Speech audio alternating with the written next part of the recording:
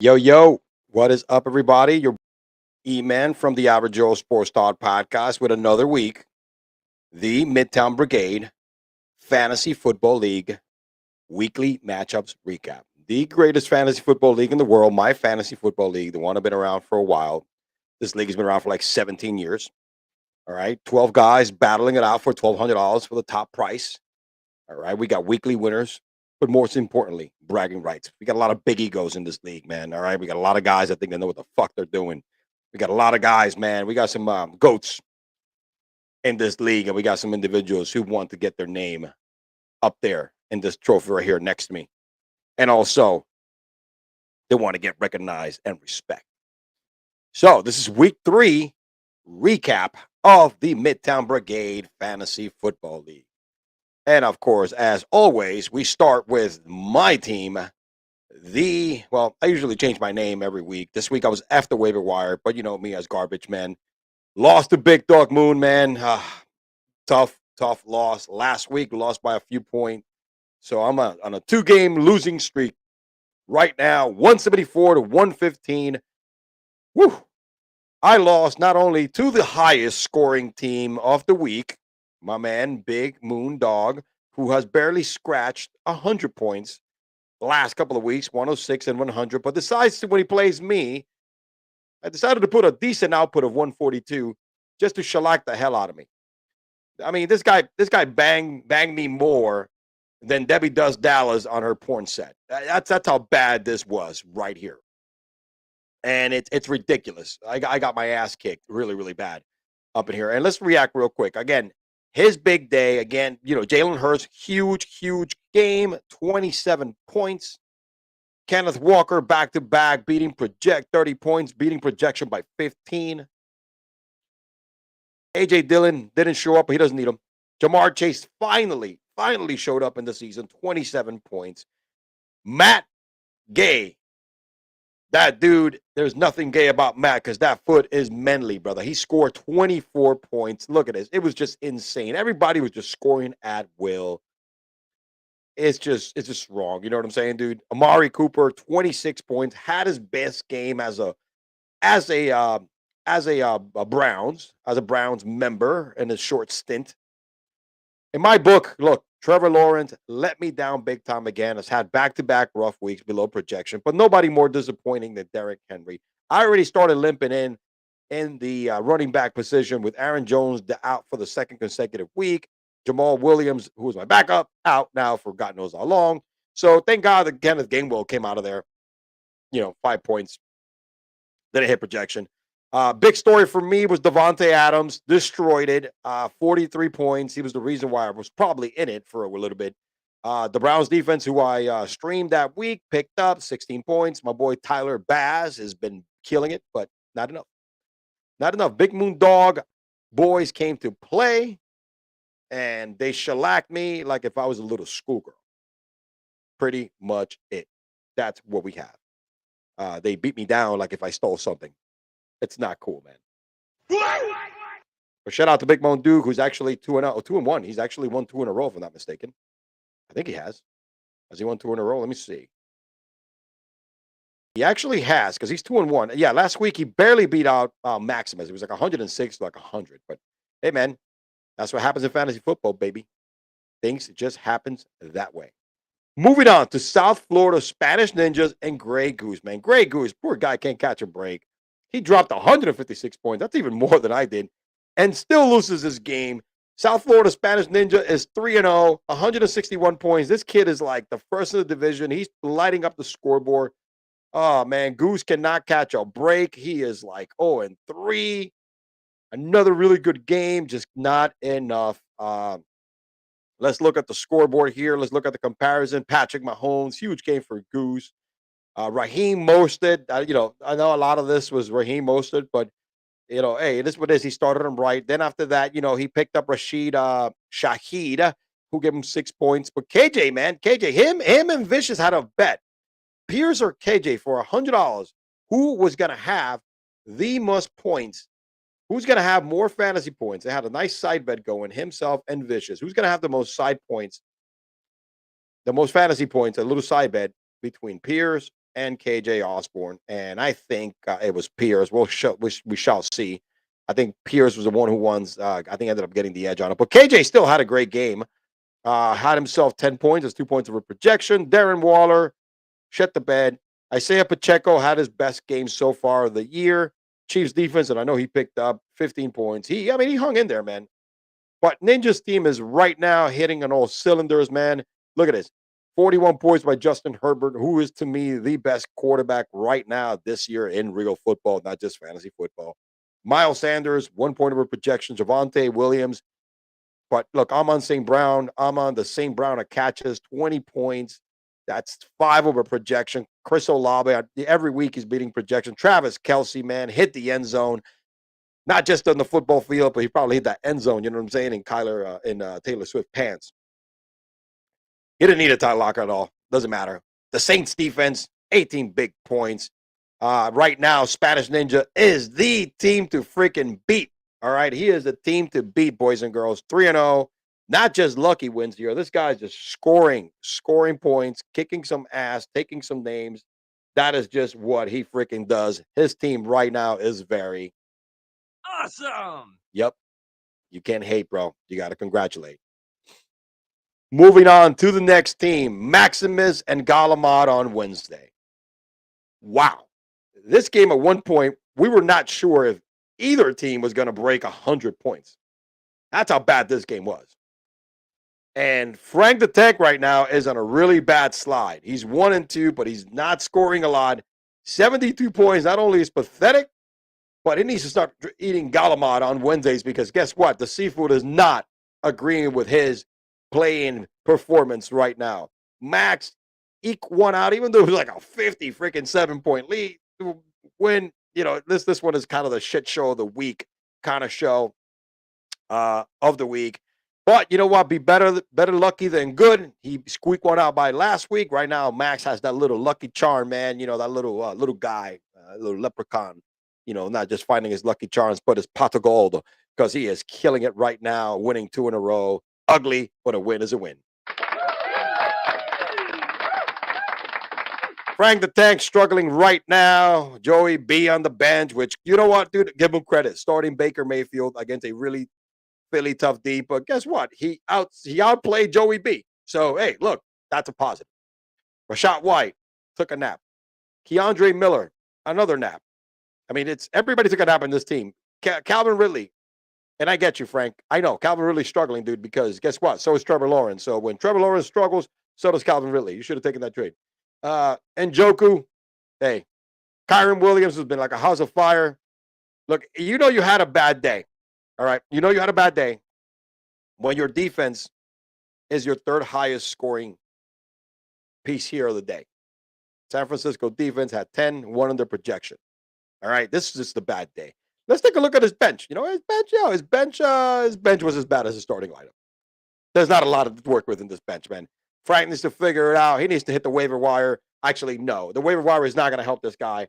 All right. What's going to help him is going to be making some trades. All right, moving to Maximus, who squeaked one out. Justin Fields still stinking up the bed. The man who was supposed to, hey, I'm going to play my game. I'm going to play my style. Let's roll. Bullshit. You know what I mean? He still struggled his ass off. All right, here we go. Bijan Robinson finally had a pedestrian game. That was the thing right there. Bijan had a bad game. He usually has been averaging double digits. Jahmyr Gibbs got all the carries, got all the snaps, and still hasn't blown up yet. A.J. Brown, squeaky wheel, gets grease. He was bitching about his targets a week before. Guess what? They fed A.J. Brown until he popped 23 points. DJ Moore, hopefully you can start seeing some of this because DJ Moore is also pissed off with Justin Fields. I mean, Mike right now, Maximus has a turmoil right now on his team between Justin Fields and DJ Moore because DJ Moore is not getting fed and Justin Fields sucks as a quarterback, period. He's only claimed to fame that he's a good quarterback for fantasy, right? He's a good because he rushes and runs and gets those fantasy points. He's not a good quarterback in real life. But not even, he's also even stinking in fantasy, which is what everybody drafted him for. Come on, Justin. Got to get it together, brother. Got to get it together, all right? Hunter Henry finally had a bad game. Jalen Warren, he had no choice because guess what? Khalil Herbert, who's part of that shit show of the Bears, has having issues. I mean, he has a lot of Bears. There's a lot of stock in the Bears. Justin Fields, DJ Moore, Rashawn Johnson, Mikey's known for handicapping everything, handcuffing everything. Khalil Herbert, I mean, he has a lot of stock on the Bear. He may need to dump some of this stock before he bankrupts his ass. But right now, the stock is keeping him alive because he's 2-1, better than most people. I wanted to. Eagles defense was a huge factor. That 23-point right there, the Eagles were his second highest scoring scorer of the week. So right now, between A.J. Brown and the Eagles defense, it was 46 points. That's about you're looking at almost 50% of his points came from two players, and they were both on the same team. Alvin Kamara coming back this week. Hopefully that's going to be a little pop for Maximus. And look, Freiermuth, 13 points, finally came up, but everything else is not a lot to see here. Not a lot to see here. C.J. Stroud, man, he's begging. He's begging to be played. I think he has to make that move. I think he has to sit Justin down. Maybe not this week, because C.J. Stroud is playing, I think, playing Denver. But you know what? Doesn't matter. Is he playing Denver? I forgot who's playing. I know he's playing a good defense, so it might be not the week to start C.J. But you know what? He could probably do better than Justin Field. I think it's time to sit Justin down, baby. Cry me a effing river. It is what it is. It is time to sit Justin down.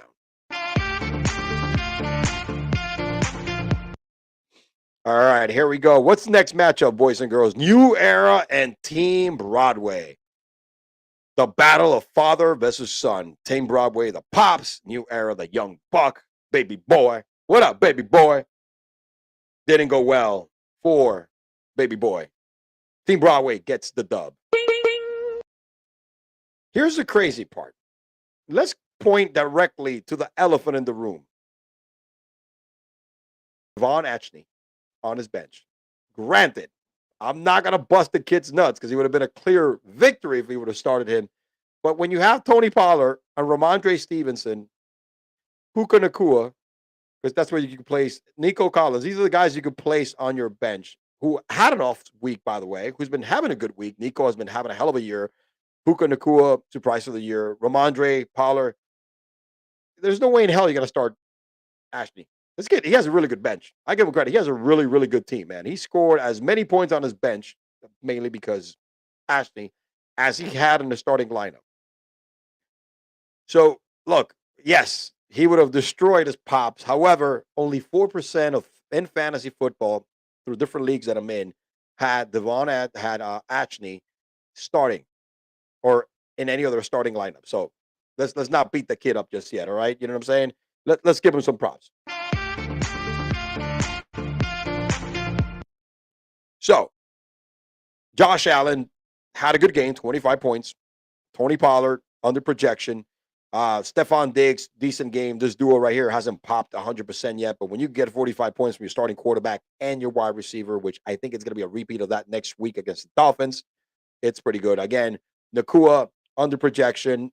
So did Ramondre Stevenson.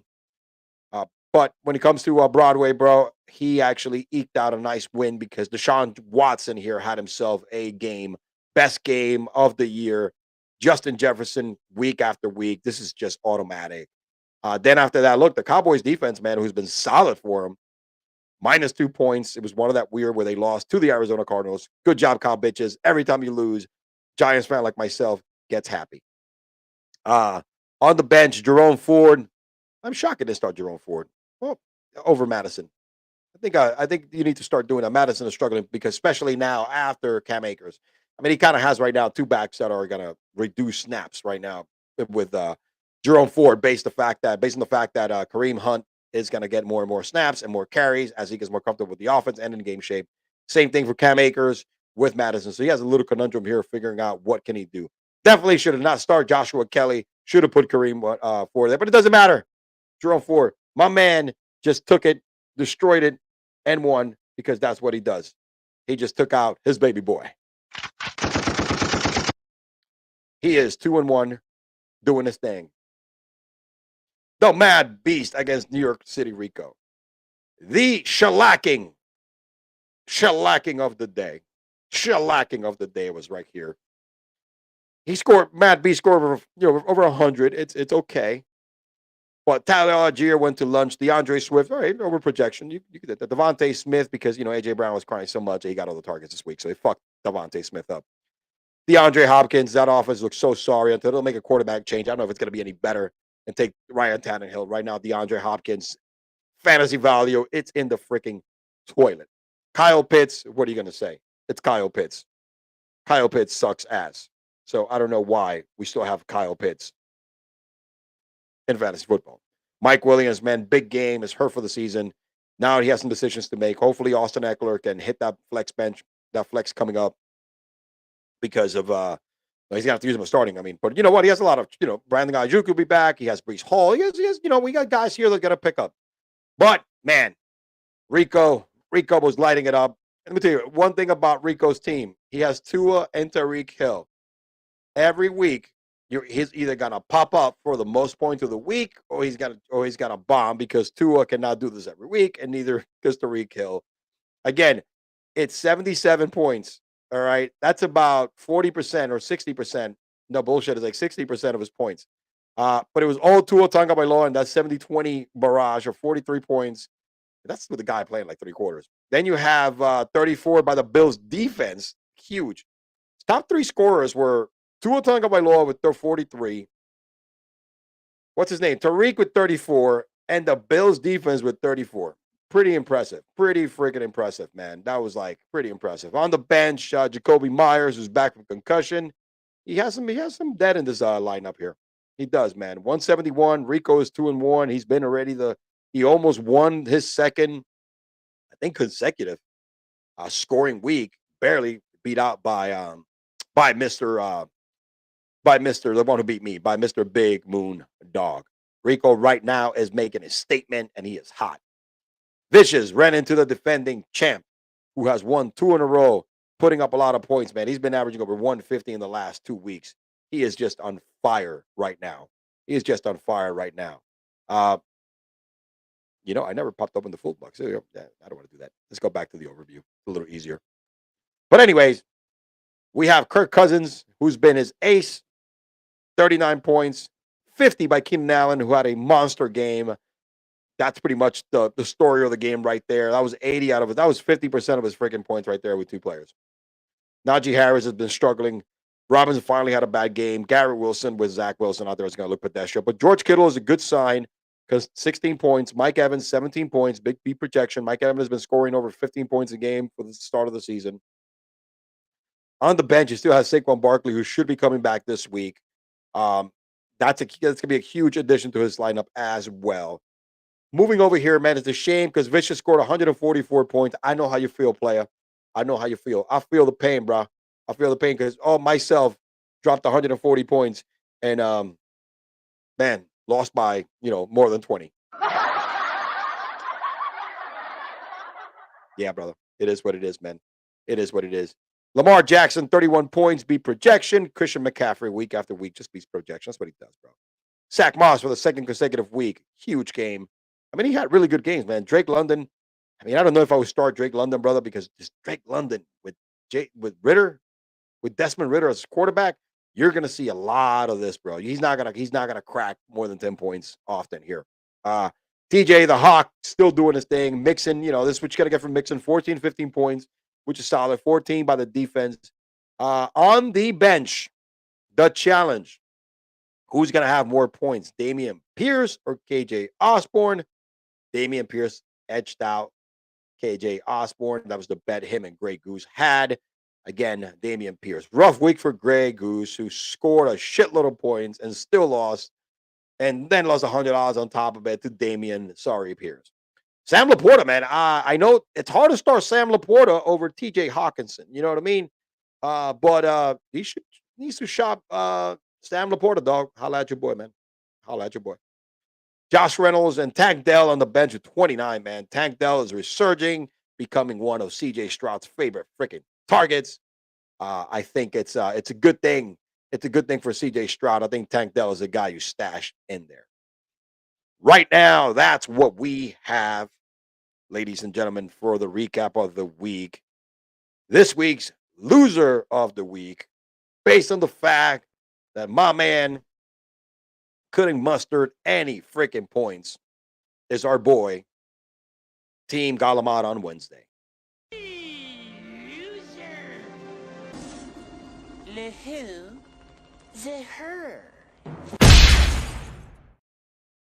There will be better days for Frank the Tank and Galamad on Wednesdays. Right now, let's take a look at these standings. All right, let's take a look at the standings and power rankings, whatever the hell you want to call them, because let's take a look at where we're at.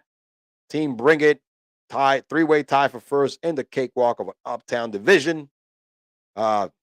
Rico and Team Broadway are 2-1, following Bring It, who has a lot of points. South Florida Spanish Ninja, the only undefeated team in the league. That's how you know you're a tough division, when you got the only undefeated team left, and then of course the only winless team left. That's how you know it's crazy.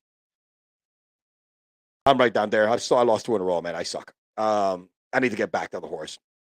All of a sudden, the power rankings right now, South Florida Spanish Ninja is at number 1 because he's 6-0. Let's take a look at overall scoring right now, man. Team Bring It is the number 1 scoring team in the league, slowly followed by Rico. And then South Florida Spanish Ninja. I'm there at number 8. Look at that. Yo, what's up, baby? But that's what we have so far. Let's take a look real quick to the matchups for next week. Let's take a look at what we have. I know it's only Wednesday, so a lot of the changes haven't taken into effect. People are still working their lineups, but I'm playing the Mad Beast, 1-2 teams. One thing is for sure, someone's going to be 2-2, someone's going to be 1-3. Don't worry about the damn lineup or the matchup projections, because they don't mean shit in my book. Projections don't mean jack shit. I am looking for Devontae Adams to keep his hot streak. I'm looking for Derrick Henry to rebound and Trevor Lawrence to get back on the damn horse. I am worried that Eckler is going to play. Hopefully not, because he does have a good team. I'm calling this one. I'm winning. I'm getting back on the route. I'm taking down the Mad Beast. South Florida Spanish Ninja, high octane scoring game right here, projected to be a freaking blazer.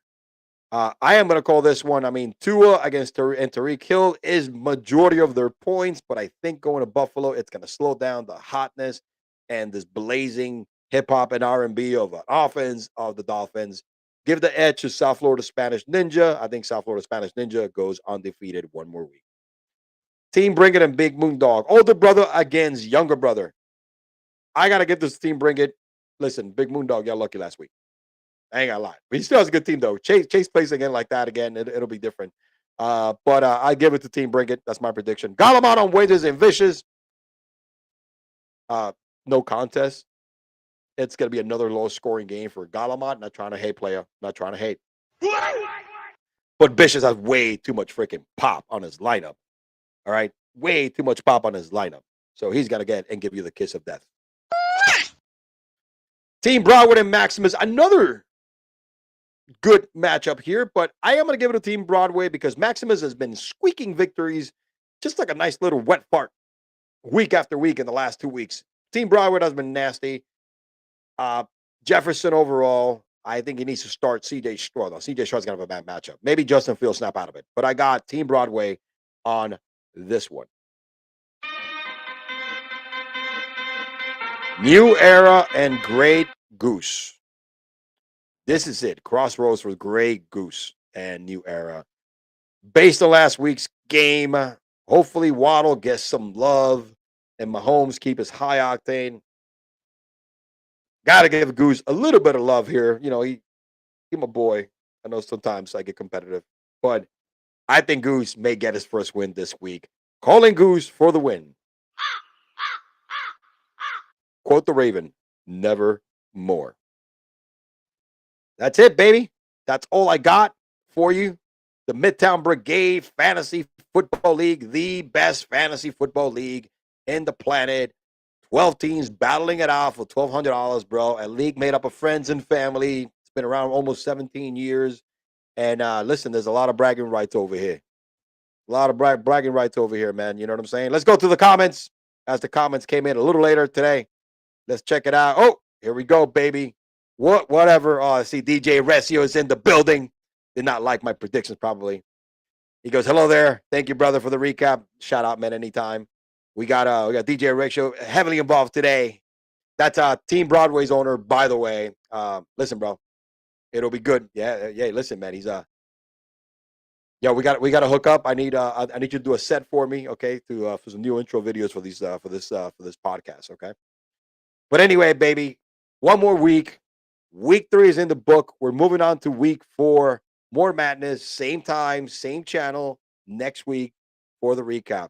This is your boy E-Man from the Average Joe Sports Talk podcast, signing out with the Midtown Brigade Fantasy Football League recap matchups of the week. Yo!